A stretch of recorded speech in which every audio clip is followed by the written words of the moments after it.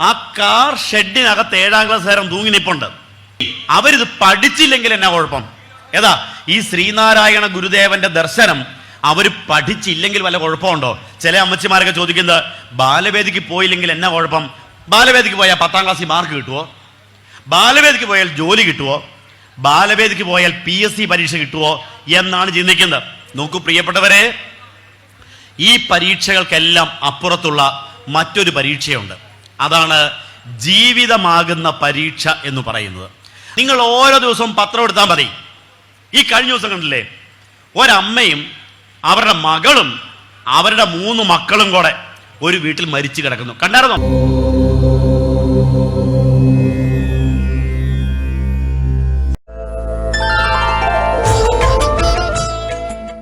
നമുക്ക് നമ്മുടെ കുട്ടികളിലേക്ക് ഫലപ്രദമായിട്ട് ഒരു സംസ്കാരത്തെ കൊടുക്കാനും കഴിയുന്നില്ല. ഒരു സംസ്കാരത്തെ നമ്മൾ പറയുന്നത് ജെൻസി അല്ലേ, ജെൻസി എന്നാ പറയുന്നത്. കാരണം എന്നാ, ഈ ജെൻസിക്ക് എന്നാ കൊമ്പുണ്ടോ? എൻ്റെ ചോദ്യം അതാണ്. പിള്ളേർക്ക്, നമ്മുടെ പിള്ളേർ പറയുന്നത് ഇതോ ഈ പ്രാർത്ഥന, നാമം ചൊല്ലിച്ച, അമ്പലത്തിൽ പോക്ക്. അമ്മയ്ക്ക് വേറെ പണിയൊന്നുമില്ലേ? അമ്മ ചെയ്യുവോ ചെയ്യാതിരിക്കുവോ? നിങ്ങൾ എന്താ ചെയ്യുക? ഞങ്ങളൊക്കെ പുതിയ തലമുറയാണ്, ഞങ്ങൾക്ക് ഇതിൻ്റെ ഒന്നും ആവശ്യമില്ല എന്നാണ് പുതിയ ചെറുപ്പക്കാരുടെ വിചാരം, പുതിയ പിള്ളേരുടെ ബോധം. അതുകൊണ്ട് നമുക്ക് എന്തു സംഭവിച്ചു? നമ്മുടെ കുടുംബത്തിലെ ആകെ കൂടിയുള്ള ഒരു സാംസ്കാരിക സാഹചര്യത്തിന് വ്യത്യാസം വന്നിരിക്കുന്നു. ഞാൻ ചോദിക്കുന്നത്, ഈ ജെൻസികൾ നമുക്ക് മാത്രമല്ലല്ലോ ഉള്ളത്. ക്രിസ്ത്യാനികളുടെ വീട്ടിലുമുണ്ട് ജെൻസി, മുസ്ലിങ്ങളുടെ വീട്ടിലുമുണ്ട് ജെൻസി, മറ്റു മതസ്ഥരുടെ എല്ലാ വീടുകളിൽ ജെൻസി ഉണ്ട്. പക്ഷേ അവർക്കൊക്കെ എല്ലാ ദിവസവും കുരിശ് വരയ്ക്കാൻ അറിയാം, പ്രാർത്ഥന ചൊല്ലാൻ അറിയാം, ഈസ്റ്ററും പെസഹായും ഒക്കെ വന്നു കഴിഞ്ഞാൽ പള്ളി പോവാനും ആചാരങ്ങൾ അനുഷ്ഠിക്കാനും അറിയാം, ഞായറാഴ്ച പള്ളിയിൽ പോകാൻ അറിയാം. മുസ്ലിങ്ങളെ നോക്കൂ, പെരുന്നാളിന് നോയമ്പെടുക്കാൻ അറിയാം, വെള്ളിയാഴ്ച നിസ്കരിക്കാൻ അറിയാം, 5 നേരവും പ്രാർത്ഥിക്കാൻ അറിയാം. അവരുടെ ജൻസിക്ക് ഒരു മാറ്റവും വന്നിട്ടില്ലേ? ഒരു മാറ്റവും വന്നിട്ടില്ല. നമ്മുടെ ജൻസിക്ക് മാത്രം മാറ്റം വരാൻ കാരണം എന്നാ? നമുക്ക് ഇത് നമ്മുടെ കുടുംബത്തിലെ മക്കളെ പഠിപ്പിക്കാൻ പറ്റിയില്ല.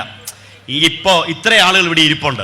നിങ്ങൾ ഇത് ചെയ്യുന്നുണ്ടെങ്കിൽ അതിന്റെ കാരണം നിങ്ങളുടെ അച്ഛനും അമ്മയും നിങ്ങൾക്ക് തന്നൊരു സംസ്കാരമാണ്. ആണോ അല്ലേ? പറ. നിങ്ങളുടെ മാതാപിതാക്കൾ നിങ്ങൾക്ക് തന്നൊരു സംസ്കാരം, അത് നിങ്ങൾ പാലിക്കുന്നു. ഇന്ന് നിങ്ങളിത് നിങ്ങളുടെ മക്കളിലേക്കോ കൊച്ചുമക്കളിലേക്കോ കൈമാറിയില്ലെങ്കിൽ അവർ നാളെ വരത്തില്ല, അവർ നാളെ ഇത് പഠിക്കത്തില്ല. ഇനി അവരിത് പഠിച്ചില്ലെങ്കിൽ എന്നാ കുഴപ്പം? ഏതാ ഈ ശ്രീനാരായണ ഗുരുദേവന്റെ ദർശനം അവർ പഠിച്ചില്ലെങ്കിൽ വല്ല കുഴപ്പമുണ്ടോ? ചില അമ്മച്ചിമാരൊക്കെ ചോദിക്കുന്നത് ബാലവേദിക്ക് പോയില്ലെങ്കിൽ എന്നാ കുഴപ്പം? ബാലവേദിക്ക് പോയാൽ 10ാം ക്ലാസ്സിൽ മാർക്ക് കിട്ടുമോ? ബാലവേദിക്ക് പോയാൽ ജോലി കിട്ടുമോ? ബാലവേദിക്ക് പോയാൽ PSC പരീക്ഷ കിട്ടുമോ എന്നാണ് ചിന്തിക്കുന്നത്. നോക്കൂ പ്രിയപ്പെട്ടവരെ, ഈ പരീക്ഷകൾക്കെല്ലാം അപ്പുറത്തുള്ള മറ്റൊരു പരീക്ഷയുണ്ട്. അതാണ് ജീവിതമാകുന്ന പരീക്ഷ എന്ന് പറയുന്നത്. അങ്ങനെ ഒരു പരീക്ഷ ഞാനും നിങ്ങളും ഉൾപ്പെടെയുള്ള എല്ലാവരും, ഇവിടെ ജനിച്ചു വീഴുന്ന എല്ലാവരും എഴുതേണ്ട, പാസ്സാവേണ്ട ഒരു പരീക്ഷയാണ് ജീവിതം എന്ന് പറയുന്ന പരീക്ഷ. പക്ഷെ നിർഭാഗ്യം എന്ന് പറയട്ടെ, ആ പരീക്ഷയ്ക്ക് വേണ്ടി നമ്മൾ ആരും കുട്ടികളെ തയ്യാറാക്കുന്നില്ല. ഉണ്ടോ? പറ. ഇപ്പൊ 10ാം ക്ലാസ്സിലെ പരീക്ഷ ഇന്നലെ കഴിഞ്ഞു, +2വിന്റെ പരീക്ഷ കഴിഞ്ഞു. അതിനപ്പുറത്ത് ജീവിതമാകുന്ന പരീക്ഷയ്ക്ക് വേണ്ടി തയ്യാറാക്കിയോ? ഈ കഴിഞ്ഞ 2 ദിവസമുള്ള എൻ്റെ നാട്ടിലാണ് കേട്ടോ, അച്ഛനും അമ്മയും കൂടെ ഉത്സവത്തിന് പോവുകയാണ്. അപ്പം മോൻ പറഞ്ഞു, 7ാം ക്ലാസ്സുകാരൻ, അമ്മേ ഞാനും കൂടെ പോന്നോട്ടെ. അപ്പം അമ്മ പറഞ്ഞു, മോനെ ഞങ്ങൾ പോയിട്ട് വരാമെന്ന് പറഞ്ഞു. എന്തായാലും അവർ പോയിട്ട് തിരിച്ചു വരുമ്പോൾ ആ കാർ ഷെഡിനകത്ത് 7ാം ക്ലാസ്സുകാരൻ തൂങ്ങി നിപ്പുണ്ട്. 7ാം ക്ലാസ്സിലെ കൊച്ചേ കാർ ഷെഡിനകത്ത് ഒരാഴ്ച ആയിട്ടില്ല, സഞ്ചയനം കഴിഞ്ഞിട്ടില്ല. കേട്ടോ ഞാൻ പറഞ്ഞത്? ഈ കൊച്ചു വലിയ CBSE-ലോ ICSE-ലോ ഒക്കെ പഠിക്കുന്നതായിരിക്കും. അതിനേക്കാൾ വലുതാണ് പ്രിയപ്പെട്ടവരെ, CBSE പരീക്ഷ എഴുതുന്നതിനേക്കാൾ പ്രയാസമാണ് ജീവിതമാകുന്ന പരീക്ഷ ജയിപ്പിച്ചെടുക്കുക എന്നുള്ളത്. നിങ്ങൾ ഓരോ ദിവസവും പത്രം എടുത്താൽ മതി. ഈ കഴിഞ്ഞ ദിവസം കണ്ടില്ലേ, ഒരമ്മയും അവരുടെ മകളും അവരുടെ 3 മക്കളും കൂടെ ഒരു വീട്ടിൽ മരിച്ചു കിടക്കുന്നു. കണ്ടായിരുന്നോ? പത്രത്തിൽ വായിച്ചായിരുന്നോ? അമ്മയും മകളും അവരുടെ 3 ആൺമക്കളും കൂടെ. മൂത്ത കൊച്ചിന് 14-15 വയസ്സുണ്ട് കേട്ടോ.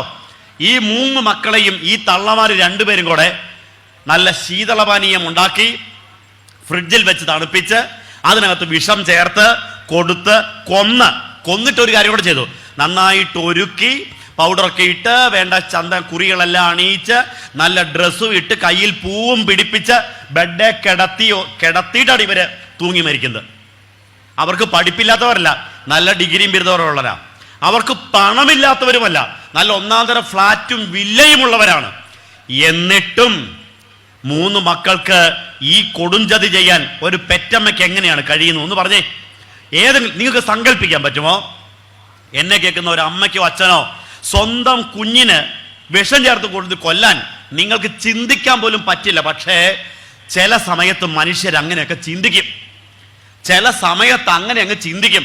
കാരണം ആ സമയത്താണ് അവർ ജീവിതത്തിന്റെ പരീക്ഷ തോറ്റുപോകുന്നത്. അപ്പൊ നമുക്ക് ചിലപ്പോൾ അവസ്ഥ വരാം. അങ്ങനെ തോറ്റുപോകാതിരിക്കണമെങ്കിൽ ജീവിതത്തെ ജയിക്കാൻ പഠിക്കണം. ജീവിതത്തെ ജയിക്കാൻ പഠിക്കണമെങ്കിൽ നമുക്ക് എന്ത് വേണം? ജീവിതം നൽകാൻ മടിക്കുന്നതൊക്കെയും ജീവിച്ചു ജീവിതത്തോട് ഞാൻ വാങ്ങിടും എന്ന ബോധമുണ്ടാവണം. അങ്ങനെ ജീവിച്ച് ജീവിതത്തോട് വാങ്ങണമെങ്കിൽ അതിന് വേണ്ട കരുത്തിന് പറയുന്ന പേരാണ് ആത്മവിശ്വാസം എന്ന് പറയുന്നത്. ശരിയാണോ? ആത്മവിശ്വാസം. ഈ ആത്മവിശ്വാസത്തിന്റെ കരുത്തിലാണ് നമ്മൾ ജീവിതത്തെ പണിതെടുക്കേണ്ടത്. ആത്മവിശ്വാസം ശരിയായ അർത്ഥത്തിൽ ഉണ്ടാവാനുള്ള വഴി എന്താണ്? ആത്മാ എന്ന വാക്ക് ആത്മാവിനെ സൂചിപ്പിക്കുന്നു. ആത്മാവിലുള്ള വിശ്വാസം, ആത്മാവിനെ കുറിച്ചുള്ള ജ്ഞാനം, ശരിയായ ആത്മീയത, അതാണ് ആത്മവിശ്വാസത്തിലേക്കുള്ള വഴിയെന്ന് പറയുന്നത്. ശരിയായ ആത്മീയതയിലൂടെ ഏതു പ്രതിസന്ധിയെയും മറികടക്കാനുള്ള കരുത്തും ശക്തിയും നമുക്ക് കിട്ടുക തന്നെ ചെയ്യും. ആത്മീയതയിലുള്ള ജീവിതം. ശ്രീനാരായണ ഗുരുദേവൻ നമുക്ക് ആ ദൈവദശകം തന്നപ്പോഴേ ഗുരു പറയുന്നുണ്ട്, ഈ ജീവിതം എന്ന് പറയുന്നത് വലിയ പ്രശ്നം തന്നെയാണേ. മനുഷ്യ ഈ ജീവിതമില്ലേ വലിയ പ്രശ്നമാണ്. പുനരപി ജനനം പുനരപി മരണം, പുനരപി ജനനീ ജഠരേ ശയനം. ഇതിങ്ങനെ ഇതൊരു ജീവിത ചക്രം എന്നല്ലേ പറയാ. വലിയ പ്രയാസമുണ്ട്. ഗുരു അതിനെ ഉപമിച്ചത് ഒരു കടലിനോടാണ്. ഈ കടൽ യാത്രയിൽ ഒരു സാഗരത്തോടാണ്. ആ യാത്രയിൽ പല തടസ്സങ്ങൾ ഉണ്ടാവാം. വലിയ തിരമാലകളും തിമിംഗലങ്ങളും കയങ്ങളും ചുഴികളും കൊടുങ്കാറ്റും പേമാരിയും ഒക്കെ ഉണ്ടാവാം. പക്ഷേ എന്തൊക്കെ പ്രതിസന്ധി ഉണ്ടായാലും ഞാൻ ഈ സാഗരത്തെ തരണം ചെയ്യും എന്ന ഒരു ബോധ്യം ആണ് ആത്മീയത നമുക്ക് പ്രദാനം ചെയ്യുന്നത്. ഞാൻ പറയുന്നത് മനസ്സിലാവുന്നുണ്ടോ? ആത്മീയത പ്രദാനം ചെയ്യുന്നത് ഏതു പ്രതിസന്ധിയെയും ഞാൻ തരണം ചെയ്യും എന്ന ബോധമാണ്. ആ ബോധം ഉണ്ടാവണമെങ്കിൽ നമുക്ക് വേണ്ടതെന്താണ്? എല്ലാ പ്രതിസന്ധികളെയും നമ്മൾ വിചാരിച്ചാൽ തരണം ചെയ്യാൻ പറ്റൂല. പറ്റുമോ? നമ്മൾ സാധാരണക്കാരാണ്. നമ്മൾ ഒറ്റയ്ക്ക് വിചാരിച്ചാൽ ഇതിനെ മറികടക്കാൻ പറ്റൂല. അപ്പൊ നമുക്ക് എന്ത് വേണം? നല്ല ഒരു തോണിക്കാരനെ വേണം, നല്ല ഒരു കപ്പിത്താനെ വേണം, നല്ല ഒരു ഡ്രൈവറെ വേണം. ഞാനിപ്പോ ഇന്ന് ഇടുക്കി നെടുങ്കണ്ടത്ത് നിന്ന് രാവിലെ വണ്ടിയെടുത്തപ്പോൾ രാജീവ് എന്ന് പറയുന്ന എൻ്റെ സുഹൃത്താണ് വണ്ടി ഡ്രൈവ് ചെയ്തത്. രാജീവ് വണ്ടി ഓടിക്കുമ്പോൾ എനിക്ക് നല്ല ധൈര്യമുണ്ട്. കാരണം എന്താ? രാജീവ് മിടുക്കനായ ഒരു ഡ്രൈവറാണ്. അതുകൊണ്ട് ഞാൻ പേടിക്കാതെ ഇരുന്നാൽ മതി. പക്ഷേ ഡ്രൈവർ മോശമാണെങ്കിൽ നമുക്ക് ടെൻഷൻ വരും. ദൈവമേ, ഇത് അവിടെ മനക്കച്ചറ ചെല്ലുവോ, പരിപാടി നടത്താൻ പറ്റുമോ, തിരിച്ച് വീട്ടിലെത്താൻ പറ്റുമോ, ഈ മാതിരി ആശങ്കയൊക്കെ ഉണ്ടാവും. അപ്പോൾ ഗുരു പറയുകയാണേ, നമ്മുടെ ജീവിതത്തിന് ഒരു നാവികനെ വേണം, നല്ലൊരു ക്യാപ്റ്റനെ വേണം. അങ്ങനെ ജീവിതത്തിന് വിശ്വസിക്കാവുന്ന ഒരു ക്യാപ്റ്റൻ ആരാണ്? ഏതൊരവസ്ഥയിലും ഏതൊരു പ്രതിസന്ധിയിലും നമ്മളെ കാത്തു പരിപാലിക്കുന്ന, നമുക്കൊരു പോറൽ പോലും ഏൽക്കാതെ നമ്മളെ സൂക്ഷിക്കുന്ന ആ നാവികന് പറയുന്ന പേരാണ് ദൈവം. ഗുരു പറയുന്നു, നാവികൻ നീ ഭവാബ്ധിക്കൊരാവി വൻ തോണി നിൻ പദം. അതിന് ഏതാ? ഈ ജീവിതത്തിന്റെ രക്ഷയ്ക്ക് നിൻ പദങ്ങളാകുന്ന തോണിയിലാണ് ഞാൻ യാത്ര ചെയ്യുന്നത്. അപ്പം നമ്മുടെ വണ്ടിയുടെ പേരെന്താണ്? BMW എന്നല്ല, ഒരു തോണിയാണത്. എന്തു തോണിയാണത്? ഈ ഈശ്വരന്റെ പാദം അല്ലെങ്കിൽ വാക്ക്, നാമം, ആ തോണിയിൽ കയറിയാണ് നമ്മൾ യാത്ര ചെയ്യുന്നത്. നമ്മുടെ വണ്ടി ഓടിക്കുന്നവൻ ആരാണ്? ഈ നാവികനാണ്. ഭഗവത്ഗീതയില് ശ്രീകൃഷ്ണനെ അർജുനനും ദുര്യോധനും കൂടെ കൊണ്ടുപോയൊരു കഥ അറിയാവോ? 18 ദിവസത്തെ യുദ്ധം നടക്കാൻ പോവാണ്. അപ്പോ യുദ്ധം നടക്കാൻ വേണ്ടി പോവാണ്. ആ സമയത്ത് ശ്രീകൃഷ്ണൻ ആരുടെ കൂടെ നിൽക്കണം? വലിയ ചർച്ചയായി. അപ്പൊ കൃഷ്ണൻ പറഞ്ഞത് ആദ്യം വരുന്നവരുടെ കൂടെ നിൽക്കാം എന്ന് പറഞ്ഞിരിക്കുകയാണ്. അങ്ങനെ കൃഷ്ണൻ ഒരു ദിവസം ദ്വാരക കഴിയുന്ന സമയത്ത് നമ്മുടെ ദുര്യോധനനും അർജുനനും കൂടെ വരുന്നു. ദുര്യോധനൻ നോക്കിയപ്പോൾ ഭഗവാൻ നല്ല ഉറക്കമാണ്. ഉറങ്ങിക്കിടക്കുന്നയാളെ ശല്യപ്പെടുത്തുണ്ടല്ലോ എന്ന് കരുതിക്കൊണ്ട് ദുര്യോധനൻ നേരെ തലക്കൽ വന്നിങ്ങനെ കാവലായി. കാരണം ഞാൻ വലിയ രാജാവല്ലേ, തലക്കൽ നിൽക്കാം. തൊട്ടടുത്ത് അർജുനൻ വന്നു. അർജുനൻ നോക്കിയപ്പോൾ ഭഗവാൻ ഉറക്കമാണ്. എന്നാൽ പിന്നെ കാൽക്കൽ നിൽക്കാം. ഭക്തന്മാരെപ്പോഴും കാൽക്കലാണല്ലോ ഉപാസിക്കുന്നത്. കാൽക്കൽ നിൽക്കാം. അങ്ങനെ രണ്ടുപേരും കുറെ കഴിഞ്ഞപ്പോൾ കൃഷ്ണൻ പതിയെ കണ്ണു തുറക്കുന്നു. സ്വാഭാവികമായിട്ടും കണ്ണു തുറക്കുമ്പം ആദ്യം ആരെയാണ് കാണുന്നത്? കാൽക്കൽ നിൽക്കുന്നയാളാണോ തലക്കൽ നിൽക്കുന്നയാളാണോ? ആദ്യം ആരെ കാണും? കാൽക്കൽ നിൽക്കുന്ന. അർജുന എപ്പോ വന്നു? അപ്പൊ ദുര്യോധനൻ, ദേ അങ്ങോട്ട് നോക്കാൻ വരട്ടെ, ഞാനിവിടെ ഉണ്ട്, ഞാനാ ആദ്യം വന്നേ.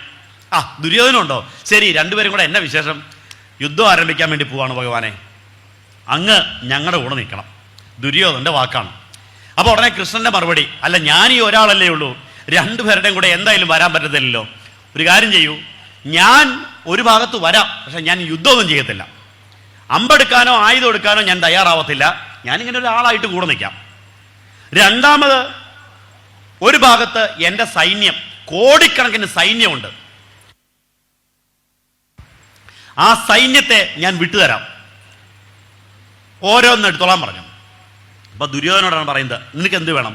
അപ്പൊ ദുര്യോധനൻ ആലോചിച്ച് കഴിഞ്ഞപ്പം ഈ തടിമാടനെ കൊണ്ടിട്ട് വല്ലം കിട്ടാനുണ്ടോ? ചുമ്മാ ഒരു പണിയും ചെയ്യാതെ ഇരിക്കുന്ന, എന്നാ പിന്നെ അതുകൊണ്ടൊരു ആവശ്യമില്ല, എനിക്ക് ആ സൈന്യത്തെ ഇങ്ങനെ വെച്ചാൽ മതി, അവരെ കൊണ്ട് ഞാൻ പണിയെപ്പിച്ചോളാം.